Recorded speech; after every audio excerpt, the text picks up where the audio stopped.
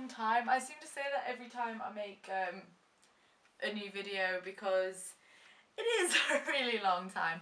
I'm really bad and really inconsistent with filming, but I'm kind of in a filming mood, so I thought I'd make just a little video for you guys.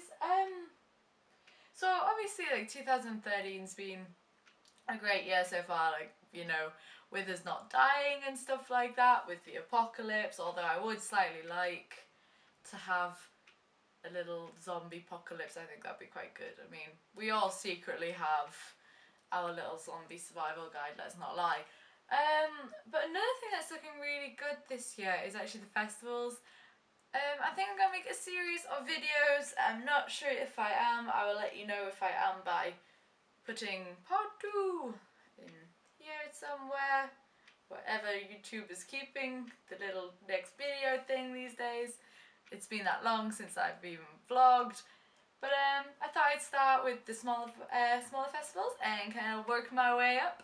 So starting off with Kendal Calling. I've actually been to Kendal Calling twice.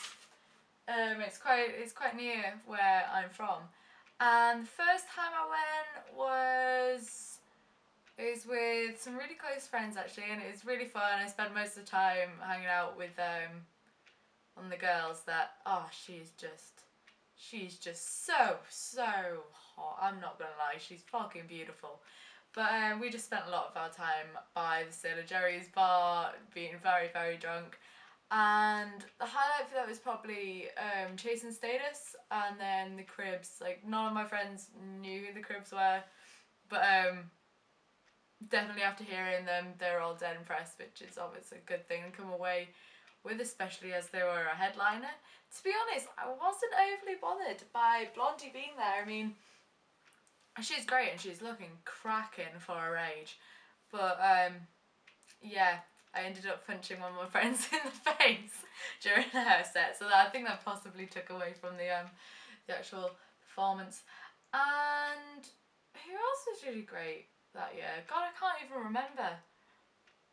All I know is I got really, really sunburned. And then the following year I went with who was my best friend at the time. First night, amazing. Absolutely class. Didn't even see any of the acts, just got fucking obliterated. And it was great. I mean, being there with my best friend obviously makes it for you. On the following day, my best friend at the time drunk herself to oblivion at about 11 o'clock in the morning and was passed out until 11 o'clock at night. And so I missed all the acts I wanted to see that day, just everything. So I did what every good friend did and just thought fuck it and left her in a tent. I'm just a lovely person. But yeah, anyways, Kendal Calling this year. 2013, woo, big year. The lineup actually is looking great. This year they've definitely not blown their money on getting one main headliner. I mean, you can see that they've definitely spread the money right across the board and have got good acts for each day, and even the supporters are pretty great. Mr. Scruff, yes, is there just about every year. The headliners, we have Basement Jacks. They haven't been around for ages. They did Where's Your Head At? I mean, everyone knows that song, but I really like them. They've got this really kind of chilled out, well, sometimes. No, they're not chilled out at all. Apparently they're lively, it says here. No, they're quite funky, kind of techno beats. Again, they haven't been around for a while, but they've kind of got the classics that everyone knows, which I think will work really, really well, especially the crowd that Kendal Calling really pulls in. And then on the second day, they've got the Charlatans, who I haven't actually heard much of. I've heard little bits and pieces.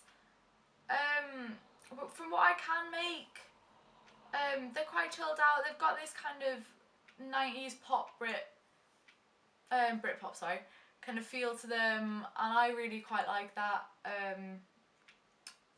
Again, with the way that the headliners are going, they're all kind of got this really cool classic chilled out 90s kind of feel to them, and I quite like that. That's definitely my thing. Again, the Charlatans, they are really classic rock kind of sounding, and that's great. I really like that.